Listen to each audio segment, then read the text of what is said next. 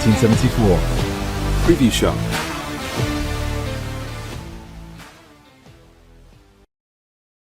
Welcome to 1874. It's time for a match preview show. Of course, the first one of the season as Aston Villa head to Newcastle St James's Park Saturday tea time. I'm your host, Dan Bardell, delighted to be joined by one of my favourite people to work with. It's David Reid. David Reid, how are you? All right, thanks, Dan. How are you? Yes, good.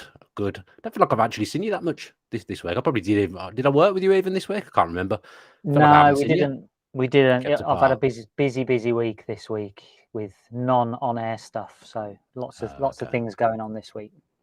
Keeping the Villa boys apart. In fact, actually, we'll come on to it, but it sounds like Villa actually might become active for the first time in the transfer window since we've been doing shows again. So we'll talk about that. But we've got to kick off with something that's not really match preview related. Emi Buendia going to be out for a long time. It feels like Villa get one of these injuries every season, Dave. Yeah, I know it's a horrible one as well because he'd done really well in pre-season, and I was expecting this to be a real progression season for him, a development season, because I think he'd probably admit that his numbers hadn't been as high as they perhaps could have been, and I was really expecting him after an Unai Emery pre-season to be able to hit good numbers this year, and it's such a shame. And I think Unai Emery has said today that it was the last action, so the last part of the training session, that he's done his ACL, and now he's off to see a doctor, and they'll have to see a specialist, and then they'll have to see how long he's going to be out for. So it's a long road back for Emi Buendia, and you just got to wish him the best that he's able to recover okay and come back. You think it's going to be at least 6 months, which rules him out of the first part of the season. Remember Diego Carlos getting a bad injury. We didn't see him till April. So you'd imagine it's going to be somewhere along those lines for Emi Buendia. I think if you had everyone fit and you picked Villa's best 11, I'm not sure Emi Buendia is in that 11, but of course you need more than 11, and he would have been a vital part throughout the opening part of the season. I think he certainly would have played on Saturday against Newcastle with Ramsey out. So it's a huge blow, and it's probably something that's going to press Villa into action in the transfer market. Yeah, Sky had an interview with Monchi today, his first interview in English. And I mean, fair play to him. His English isn't the best, and we managed to kind of get a couple of answers, couple of questions out of him. And you could see, obviously, that he's been learning the language. So, fair play to him for, being able to articulate himself in English enough for an English interview. And he did say that the window's open and he expects to make more signings and for Villa to make more signings.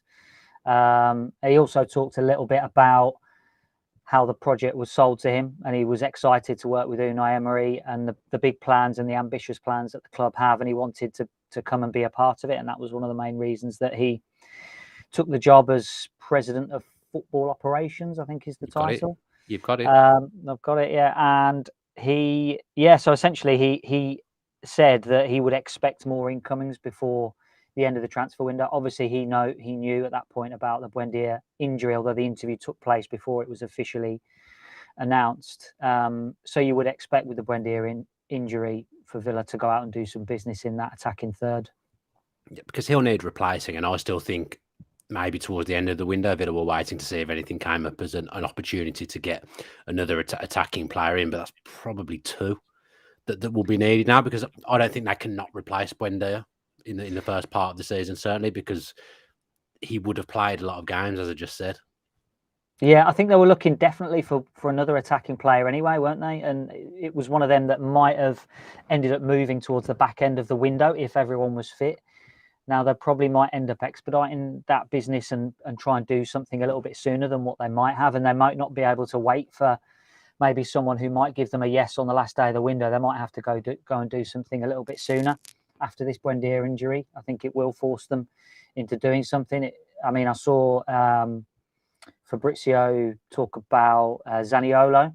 I don't know anything personally about that deal, but obviously that's an attacking player. I think he's had a decent spell at Galatasaray. Was it? It's been at Galatasaray last season. I think he scored 5 goals there from the January onwards. He was offered to Bournemouth. Bournemouth were willing to do the deal in January. But essentially, he turned them down, even though they were offering him a big pay rise, and he ended up going to Turkey. But if that deal comes off, he's someone that Monchi knows as well. I believe he's worked with him previously. So he that would signed be him for another Roma. attacking option.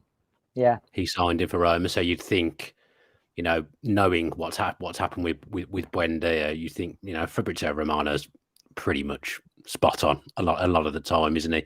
It's a link that makes sense. So Zaniolo may be someone that comes in. I can't say I've seen him play loads. I know bits and pieces about him. He's a very elegant footballer. He's actually 6'1", 6'2". He might even be taller than that actually, but he's not an aerial player at all. He's all about on the floor. Great touch for a big lad. I've heard Zaniolo, but he's big, but he's not a physical player, which is quite strange, isn't it? But he'd be someone who, in terms of position, probably is like for Buendia, albeit they're completely different players. Because I don't think Zaniolo is a presser at all, whereas Emi Buendia likes to get around the pitch and likes to put his foot in for a number 10, which is quite rare. Yeah, and I think, strangely enough, obviously Buendia suffered this really bad injury, and actually Zaniolo has had a pretty checkered injury history as well. So bringing a player in, if that ends up going through, as someone to replace someone with a bad injury, and he's obviously had not the best injury record in the past as well. So that's another thing to think about. But yeah, he's obviously quite physically imposing, but by no means a particular aerial threat. No, I wouldn't expect him to be using hold-up play as well to move the ball on and use the ball. It's worth saying, and I saw this from someone else on Twitter, though. I don't want to put the curses on it at all, but Tyrone Mings' injury record was terrible before he came to Villa, and he's been largely fine since he came to the club. So he doesn't count for anything, and these things can be managed. But yeah, it's something to keep an eye on. That's one that now is looking like it might happen and does make sense for the reasons that we've just spoken about. Let's talk about the game now then. Newcastle away. Not the ideal start from the point of view of it's a tough game, but also it's an exciting game. So I'm actually really looking forward to it, whatever happens on day one. I think away at St James's Park, where the atmosphere will be fervent, Villa fans and Newcastle fans will create such a good atmosphere on the eve of a Champions League season for them as well. It's a really exciting game, isn't it? Oh, I can't wait for it. I absolutely cannot wait for it.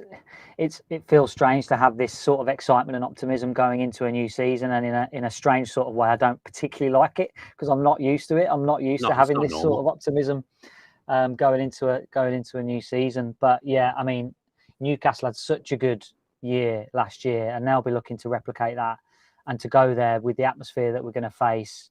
It feels like a really big game, just as the game at Villa Park did against Newcastle. It feels like, both clubs heading in the right direction up the table, and two teams will be hoping to finish above each other come the end of the season. And if we end up finishing above Newcastle come the end of the season, I think we'll be in and around that top six, which is obviously a great finish to a season if we're in and around that top six.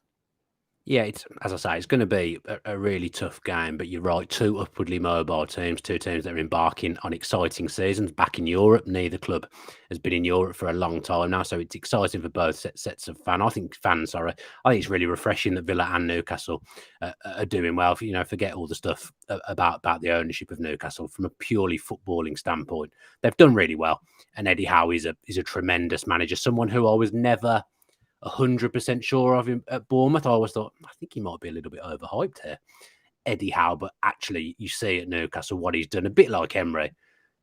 Not only has he brought in good players and worked with players that have come in, but he has improved the players that were already there tenfold. Yeah, absolutely. I think he talked about himself. He was running on empty a little bit at the end when it ended at Bournemouth.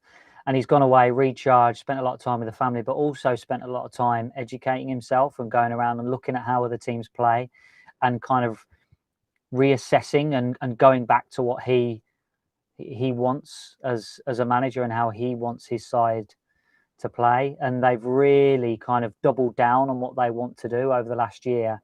When you're looking at a team who is so physical, lots of distance cover, lots of sprints. The off the ball stuff is kind of how they're defined, really, apart from away from their on the ball activity. So it's kind of what you're going to get with Newcastle. They're going to try and run all over you, and Villa managed to stand up to that task in the game at Villa Park, and it's something that we're obviously going to have to be particularly aware of this time. They're going to try and press us very high up the pitch, and we've got to be able to withstand that pressure coming from the Newcastle players, but coming from the stands as well. I wonder whether they'll try and exploit the Villa high line a little bit, because I do expect to try and push up and squeeze the game a little bit. And we've obviously seen we've become a little bit vulnerable at times in pre-season.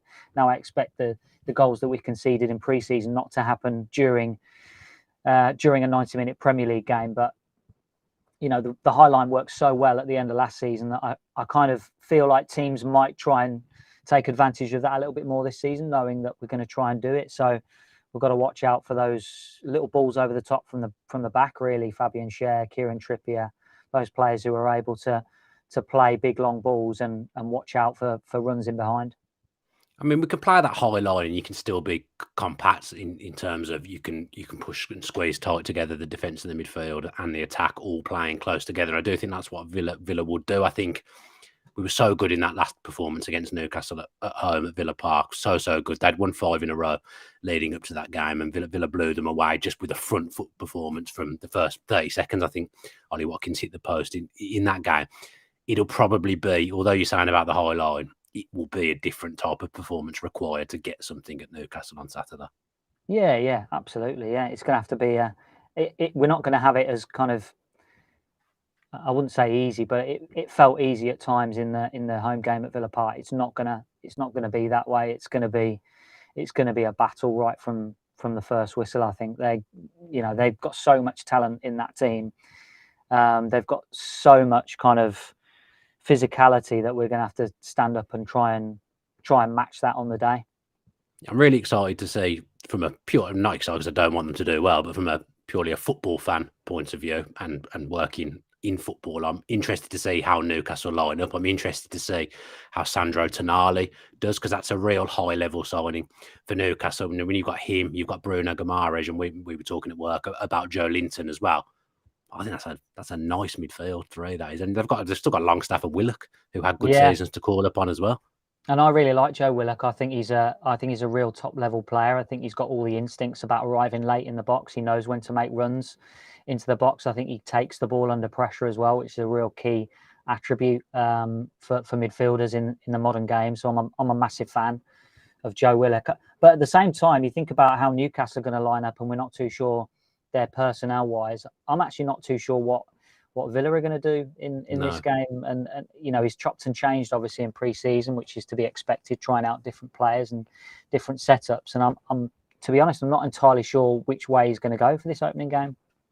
No, it's probably a good time to talk about Villa's team selection. Obviously, there's certain players are going to play: Martinez, Mings, probably Concert. Where he plays, we don't know. Ollie Watkins, Emi Martinez, obviously in goal. I think Diaby out of the new players is the one that's certain to start, and then 50-50 on Torres or Tielemans. Emery in his presser today, we haven't done this under him at any point. We haven't even done it in pre-season. He talked about playing with a 3-man central midfield, which makes me think, with Ramsey out, with Buendia out, is there a chance he might switch the system for this one and bring Tielemans in instead of Buendia? I assume Buendia would have played from the left in Ramsey's position. That's what I think would have happened. He could just go like for like and put Philogene there. Philogene's played in that position in pre-season, and Villa have always kind of played that very defined off the ball 4-4-2. So Philogene probably would have come in on the left. But part of me thinks, will he play Tielemans, Luiz, and Kamara for this one, because it is a tough game? What, and then McGinn in a more advanced. Then you've got McGinn and Diaby off Watkins. Yeah, I mean it's possible. I just feel like if he's not done it in pre-season, I feel like it's quite. I'm only saying it because he mentioned it today. That's the only reason I'm saying it. Yeah, I mean the fact that he's talking about it means that it's in his mind. So it's something in the back of his mind. I just wonder whether they've had the kind of, whether an injury on a Wednesday before a game on a Saturday gives them enough time to kind of chuck the baby out and kind of start again on a tactical plan for a game. But it might be something that they have been working on already behind closed doors. Yeah, true. And working on that on a 3-man central midfield, because McGinn is the kind of Swiss Army knife. He can sitting in any of those roles. I think the more likely outcome is a Philogene to come in, and nobody could kind of argue really if he does come in, given his performances in pre-season. He's absolutely been fantastic and carried out everything that Unai Emery has wanted to do. So if he goes down that route, I think it would be understandable. But Tielemans obviously brings that level of experience as well. Yeah, defence, interesting. I think it's obviously either going to be Pau Torres at left back or it's going to be Luca Dean at left back. I'm leaning towards the fact that it might be Pau Torres, but if it is Pau Torres, that is a tough baptism in the Premier League coming into Newcastle. And I know he'll play more centrally, but coming in against Newcastle in a hostile atmosphere and playing left back, that is a hard start for someone who, La Liga is slower than the Premier League, and we've already talked about Newcastle's mentality with pressing. Yeah, I feel for him. If he comes in at left back, it's going to be tough for him. I mean, if you're Eddie Howe, then what do you do? Do you go, okay, well, he's known for perhaps not being the most physical of defenders. So do we stick Joe Linton right wing, and do we pump some switches over to the Villa left hand side, the Newcastle right, and stick Joe Linton on Pau Torres? Or do we go, okay, well, let's try and beat him with pace and stick Almir on, or get Harvey Barnes to start running in behind him? So there's lots of options. Not his experience means that he's not gonna. You'd like to think he wouldn't be getting caught out positionally, but his big upside is that he's so good on the ball and he carries the ball out. So it'd be interesting to see how he deals with those first few months in the Premier League, how he deals with the physicality, how he deals with the pace of the game, because you can't replicate that in pre-season. So his experience means that he should be able to have a level of fitting in and kind of seamlessly fitting in, but there will always be that adaptation period. So whether Newcastle think, well, let's try and catch him cold in this game, that might be a way of them getting at us. I actually think if Moreno was fit, and actually I wouldn't fully rule this out with Luca Dean, that maybe Pau Torres will play left back, and I think Moreno would have played in front of him for this game with the players that are out injured.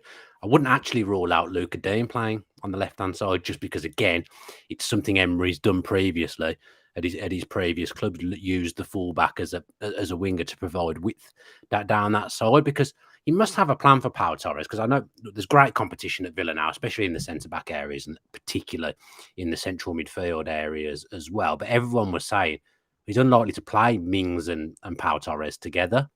So this is how he's obviously planning on doing it. But then I also think when Moreno's fit, he was so good last season, you can't really leave him out. So it's going to be interesting to see how he fits them in. But the playing Pau Torres at left back, it keeps Mings on the pitch. And again, for most weeks, I don't see how Tyrone Mings doesn't start for Villa. So this could be a regular thing, Pau Torres at left back. Yeah, and I mean, there's 100% Tyrone Mings will start against Newcastle, because he's our most aerially dominant defender. And Conser should start as well, because that partnership was very good at the back end of the season. Yeah, so it's a case of how he fits the piece of the puzzle in around them. I think what the signing of Pau Torres is, it gives versatility and flexibility. And, when you think about the evolution of Villa, you want Villa to still be playing the same way at the start of this season as they did at the tail end of last season. You would expect a kind of evolution, you would expect the development, and Pau Torres brings that level of development. It brings, the progression, the ball progression for one, and it brings that flexibility and versatility in he can switch it about in mid-game, he can switch it about pre-game, and he can make sure that Villa aren't just a one-trick pony, which I think some other teams in that top 10 might kind of fall under that banner now, that when you get new managers in, when Unai Emery comes in towards the end of the season, teams will kind of work out what you're trying to do. And when Pau Torres comes in, it gives opposition teams just another little thing to think about. Oh, well, if we push on in one direction, then they can flip the ball out to the other side, and Matty Cash can run in behind on the right-hand side. So it just gives the opposition that something different to think about when you're playing Pau Torres. I think you're right with it as well. I think one of the reasons Brighton are so effective is because their players can play in multiple positions, but they can also, as a team, play in multiple ways, and that will continue again this season, even if they lose two high-level central midfield players, which they probably will. They've obviously already lost one. Brighton are still hard to read and especially pre-game, you don't always know whether they're playing with the back four, they're playing with the back three. We kind of saw this. We were playing four at the back last season, but at some of the time it was a back three. Probably, although I thought they both did okay with it, not ideal for Cash and Young, that, but it gives Villa two options now, doesn't it? You know how they were going to be playing. Moreno was the fullback that was going to be bombing on. It'll free Cash up in certain games now to do the things that he wants to do, and he'll be able to bomb forward if they play Pau Torres left back. And then other games, you might see Diego Carlos come in, for example, and Conser or Chambers will play as the right back. So Villa have actually, I do think that will help make the team a little bit more unpredictable, the fact that they can switch it up. I know it's the defence, but it should make Villa a bit more unpredictable going forward long term. Oh, yeah, absolutely. And, all of those centre-backs, if you call them, and you include Pau Torres in that, have lots of different... They're not all the same player. They've all kind of different profiles of centre-back. So that immediately gives you that point of difference. And you're right, you're not sure whether... I mean, what you can kind of guarantee with an Unai Emery team is that he wants to build up from the back with three. So whether it's a back four, whether it's a back three, you kind of think, well, in possession, they're going to want to have three defenders able to progress the ball. And then you're going to have two central midfielders. And what he wants to do is try and get the ball as quickly as possible into those number 10 players to turn and run. So I think, having those three, being able to switch them about, gives Villa kind of different points of attack going forward from the back. Yeah, the 4-4-2 is very much, it's a starting point, but then after that, it's very, very fluid. So let's say Diaby and Watkins are playing up top. Let's say Moreno is playing. I know he's not playing in this game. Moreno is providing the width on the left-hand side, playing very high from left back. The back three then tucks in and it makes a back three. You've got the Diaby playing alongside Watkins, let's say, in the front two. But then Diaby splits and he'll be the one providing the width from the right-hand side. And then the two midfielders wide, McGinn and, I don't know, let's say Ramsey when he's playing as well. They then come in to make that two behind Watkins, and then the two DMs are really the only ones that don't really move. So it's exciting, and it's good to be able to sit here and talk about how Villa are going to play and all these tactical plans and how clever it all is. Because this time last year we would have sat here and just said it's 4-3-3. Both the fullbacks are going to come forward, and McGinn and Ramsey, they're going to cover and they're going to play fullback. And that was as exciting as it got, and it wasn't very exciting. So the things we're talking about here are really exciting because this is how modern football teams play. I look at Man City. This is what they do, the way they build up. They might start with a four at the back. They have fullbacks coming inside, centre backs stepping into midfield. Villa are now one of those teams, and it's exciting. Yeah, it is. Yeah, and I think you've got to give a lot of credit to the players as well. The players being able to take on board all those tactical instructions and being willing to kind of learn on the job a little bit last season and becoming better players for it. Unai Emery, I think when he first came in, said, if you listen to what I say, we'll kind of climb the table. And once it works once or twice for a player, they go, oh yeah, this guy knows what he's talking about. We should kind of carry it out. And then they've got to sit there and they've got to listen to a lot of these video sessions and a lot of the tactical boards. But if the information's going in and it's working on the pitch, then all credit to the players for being able to carry it out. I think. What do you want? Let's get a score prediction from you then, Dave. How do you think this game's going to go? I mean, it's so tough to call, isn't it? Yeah. I'm kind of edging towards a score draw, so I'll go a 1-1 for this one. I mean, I've got no idea who's going to start for Villa, apart from the obvious first names on the team sheet, the spine of the team. But apart from that, I don't really know how he's going to set up. Newcastle, you kind of know what you're going to get with their formation, with their personnel. It's just whether we're able to match it. I'm looking forward actually to seeing what Newcastle do this season. Obviously, I've not seen a great deal of them in pre-season. Whether they vary up a little bit this year, whether they've got different points of attack.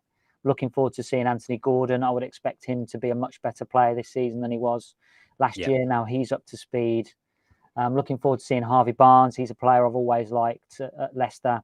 I'm sure he will do really well at Newcastle. And then, like you say, Sandro Tonali, top player. He's got lots of different tools in his toolbox about where he can play, how he can affect the game. So I'm looking forward to seeing whether Newcastle offer any variation this year rather than the kind of run all over you football, which I'm not saying is a bad thing. It's more of an observation than a criticism. That was their kind of game plan last year.